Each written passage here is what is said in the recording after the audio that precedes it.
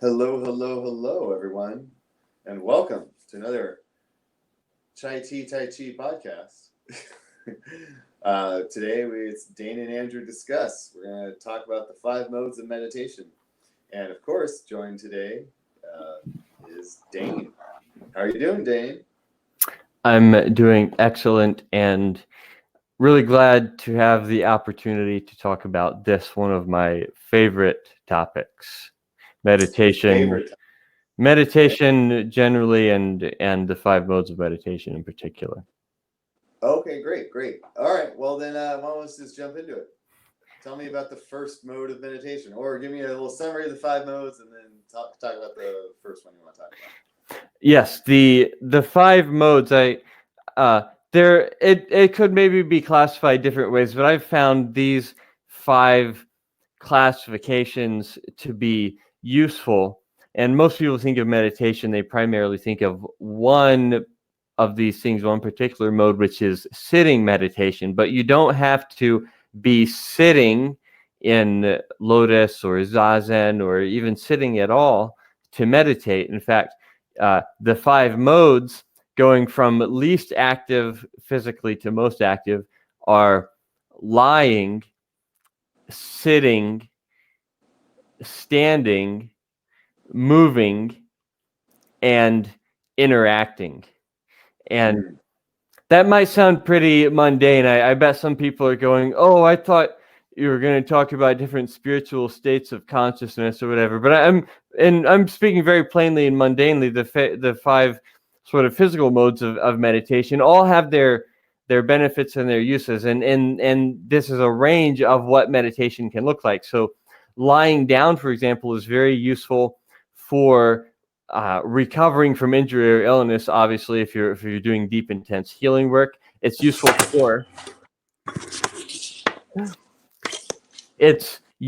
for going into and or coming out of sleep, and for like lucid dreaming practice, for example, and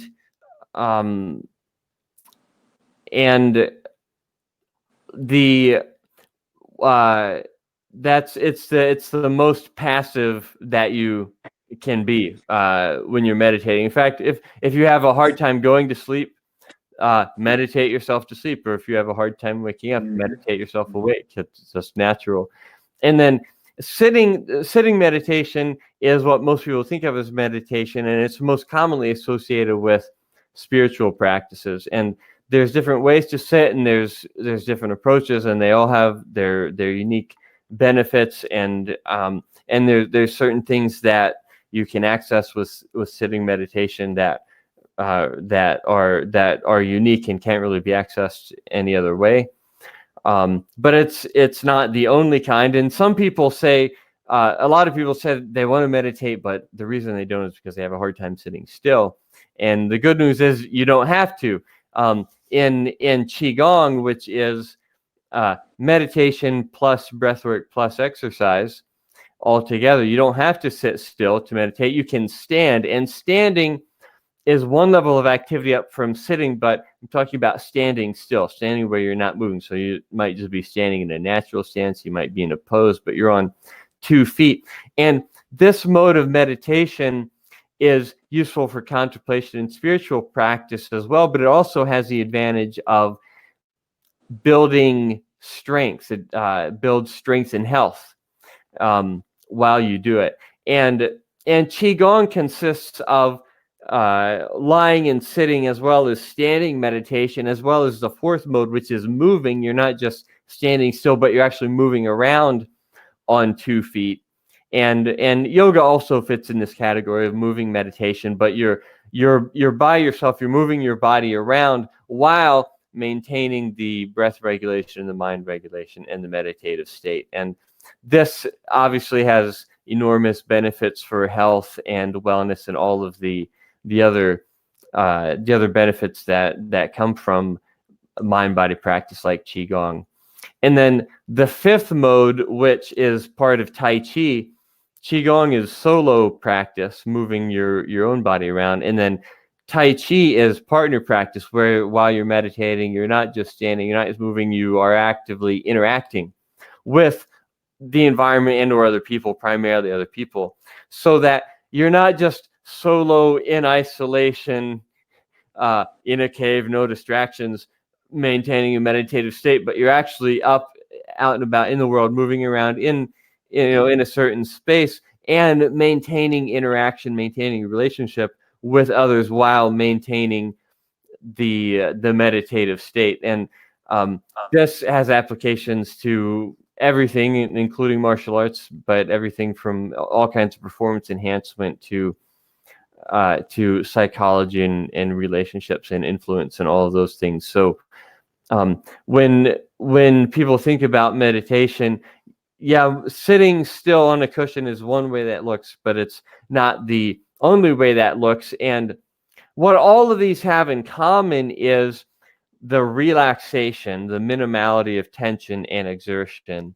The spine is lengthened and straight. The breathing is full and conscious. So there's mind regulation, breath regulation, and body regulation. There's present moment awareness and sensitivity. And that's what makes it meditation, regardless of what it looks like on the outside. And of course, in Qigong and Tai Chi, we practice the whole range of meditative activities, which is how you get the most balanced benefits. Because just like there's benefits to be gotten from sitting meditation that can't be gotten other way, there's also things that you miss out on if sitting meditation is the only kind of meditation you do. So in summary, I'd say if you don't have a meditation practice already, now's a great time to start. You don't have to do it sitting still. You can, and you can also do it lying down, standing, moving, interacting. If you already have a sitting meditation practice, that's great. How good is your moving meditation practice is what I would encourage you to look at. So those are the 5 ranges and modes of physical activity in which meditation can take place. Okay, awesome. I remember, so I went to China and got to practice with the Shaolin the Shaolin monks in training. And one of the things that we talked about was the traditional monks who just do like zazen. They just do meditation all day for multiple hours. They develop these like bunions on their feet from sitting for 3 hours plus at a time every day, doing all this stuff. And then my friend, my friend Philip, he's a Kung Fu and Kempo guy. And he went over there and he showed them some of the workouts that we like to do. And all these guys who just did sitting meditation constantly, they were just exhausted. They could not keep up with someone who works out on a regular basis because all they do is that sitting meditation. So I can see what you mean when you say, you're having a good sitting meditation practice. It's good for your meditation, but then you're missing out on like that physical ability thing that you get from doing Tai Chi, Qigong, yoga. They don't have that. So that's definitely a good point. So you got to vary up your methods of meditation. Yeah, and speaking of the Shaolin Temple, the origin story of the Shaolin Temple is essentially that. It's that Bodhidharma brought these practices in transmitting Buddhism from India to China. He also brought these practices and encountered monks in China that all they did was sitting meditation, and they're very spiritually developed, but they had weak constitutions. So he taught them this set of Qigong exercises to strengthen their constitution, strengthen and develop their body, and they became the Shaolin monks. And that's a very old story, of course, but it really illustrates that if you're really serious about your meditation practice, you have to take good care of your body, because it's not separate. It's actually very fundamental. So that's why I talk about a balanced meditation practice where you are meeting all the needs of the body, mind, energy system and using all of it together to its highest capacity. Yeah, definitely. So one of the things I've noticed through my practice is when I'm sitting down, I think my back my lower back curves easily, especially, you start to really get deep in the meditation, you kind of slouch a little bit because you lose your posture control. And so I've had that issue. Plus my lower back starts to hurt a little bit, even though I'm using a cushion. But when I'm doing standing meditation, I can do standing meditation for like a good 30, 45 minutes and not really have any bad back issues. But in sitting meditation, I do. So that's an issue to me. I don't know if you could address that at all. Well, but that's a personal problem I've been having. There's, I'm aware of at least two views on that. One is, in certain meditation traditions, it's supposed to be uncomfortable to a certain extent, and you're supposed to push through that and actually use that as material for your meditation. And that's one possible approach. Just, if you're noticing discomfort, be aware of the discomfort, that sort of thing. Yeah. The other school of thought is more along the lines of you want to minimize the if you're for intense internal work, you want to minimize the interference from distracting sensations. And so if the body is painful or uncomfortable, or a part of the body is going numb, then you want to address that and arrange your body so that your body can be comfortable and safe and healthy and happy, and that it allows you to get down to do your really deep contemplative in internal work. So and from the perspective of qigong just being energy work and neigong being internal energy work, neigong is the qigong that focuses more on internal energy work and doesn't have as much external movement. It's a lot more still practice, and the focus is on the internal sensation of moving energy. And in most of those practices, the principle is the body needs to be unbound so that the qi can flow, so that all your channels can be open. And if you're getting tight or contracted, or going numb somewhere, you're blocking off qi flow from that part of the body, which is not good for overall qi flow generally. Although there are certain, as I said, there's different schools of thought about it. So one of the rationales for sitting in zazen, for example, is that after a while the legs do go numb, and that you're able to, like, the attention is able to focus more on what's going on just in the from the waist up. And so there are different techniques and approaches and specializations, but for the kindergarten version, like for beginners, I would say make the practice as easy as possible, because that's how you get yourself to do it. Don't make it something where you have to push through discomfort and use a lot of willpower, but make your body as comfortable. If you're doing standing meditation, do it for as long as it feels comfortable. Don't force yourself to stand there suffering for 20 minutes. If you're just creating tension in the body, you're really having the opposite effect of what the purpose is. So make it so that it's easy for you to do it so that it feels good. That's the non-exertion principle and the pleasure principle. And experiment with different things, and of course always be learning different techniques and from different teachers, because that's how you increase your own repertoire over time, and your own intuition about how to optimize your own practice. Yeah. So when I spoke to my teacher about this, he said you have to relax the head, get the neck in a nice position, relax the shoulders, then relax the chest, relax the upper abdominals, the lower abdominals, the hips, the thighs, the knees, the calves, the foot, the toes. You have to go through that whole process of relaxing every little part of your body every single time you do it. Yeah. And he said that's why I'm getting numb, is because I'm not getting the relaxation in my legs well enough. So. Yeah, you're not getting your chi fully sunk, probably, is something like what he said. I've always had that problem.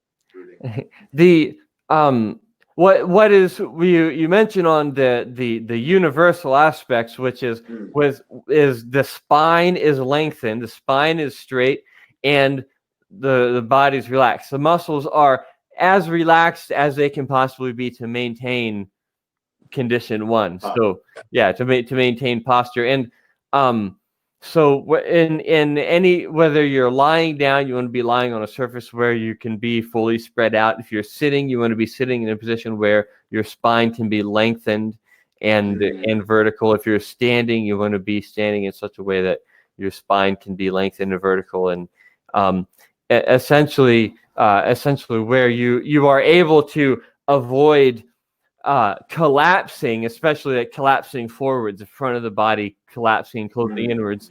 You want to be able to avoid that without having to use excess tension to avoid it. Yeah. And that's pretty universal in just about all kinds of meditation are those principles.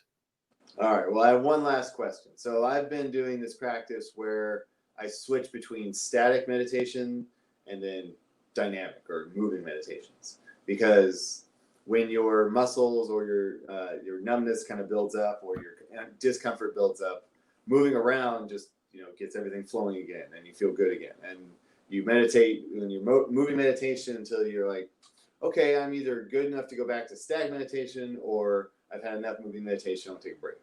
So when you're doing Tai Chi, when you do a really tough form, you start sweating and you're like, okay, now it's time to take a break. I need to, my legs are starting to burn. So that's a good time to take a break. But I don't know about, that's the kind of practice I've been doing personally to keep up long periods of meditation. So yeah, so you're talking about like alternating between static and moving meditation. Yeah, like I'll do standing Zhang Zhuang until I feel in my feet or maybe my legs are starting to either they're burning too much or they're starting to numb. So then I just go into a form and I do Tai Chi form for, I don't know, 5-10 minutes. And then I switch back to like a different posture, like this one.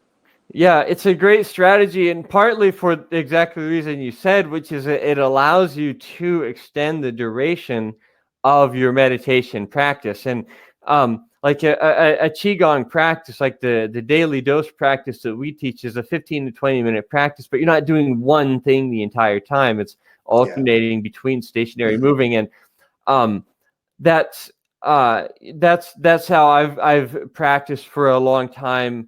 Also incorporating using static postures interspersed with movement. And it's a useful thing to do. I will say that it takes practice and sensitivity to determine really how much exactly to push yourself, and maybe a certain amount of discipline. And it's useful. This is something that a good teacher can do for you. Is if you're doing something and it's slightly uncomfortable, if you don't have enough discipline about it, and you go, oh, I'm done with that, I'm ready to move on, and you really push your edge appropriately. There's a certain amount of, you don't want to push it too much. You want to push it just the right amount, not too little, not too much, just the right amount. And a teacher can help you find what is the right amount to be pushing your edge in that sense to be getting the most benefit. And it takes some sensitivity and experience to develop the feel for that. So if you're with standing meditation, there is a certain edge that you should push, and then alternate with some moving meditation and do that for an appropriate length of time, and then move into standing meditation. And that allows you to for one thing, extend the duration of your practice and get a varied benefit out of it. So if you just did one thing, like if you just do Zhang Zhuang for 20 minutes and that's all you do, once you work up to that point that you can do that, there's good things to do that, but it's there's a lot of stuff you're missing out on. And for most things, generally a balanced kind of diet, a balanced kind of experience is best, where you get exposure to multiple benefits from your practice session, however much time you have. Cool. Good. Thanks for that notice. And well, Dane, now let me ask you, how can people learn how to do this kind of stuff? Where can they go to find us and learn all about meditation? Yeah, of course, we teach all of this stuff in great detail in our online mind body mastery learning community, which people can find through our website. Everything, all roads lead to chaititaichi.com. So that that will link you to our online learning community and the all the content that we create. We have 12 hours and growing so far of detailed instructional video footage on going deep with these detailed topics of mind body mastery, body regulation, breath regulation, mind regulation. So that's available for anybody anywhere on the internet. And of course, if you're in San Diego, if you're lucky enough to be in San Diego, you can find us on Meetup, Chai Tea Tai Chi on Meetup. We have free and open to the public classes on Saturday mornings, and we also have a private training group you can join, and private lessons are available as well. So finding us on our website or just reaching out to us on Facebook are great ways to connect. And if this stuff interests you, if you love to geek out about it as much as we do, and you want to really get the maximum possible benefit from your mind-body practice, whether you're just starting or whether you've been in the game for a while, we welcome you to join us on this lifelong mind-body mastery journey. Yes. Thank you very much, Dane. Yes, and you can always email us and text us and message us on Facebook and that kind of stuff as well. So thank you very much, Dane, for joining me and telling us all about the 5 modes of meditation. Yeah, awesome. Thanks a bunch. Great to discuss this. I will be looking forward to talking again soon. All right. Thank you. Peace.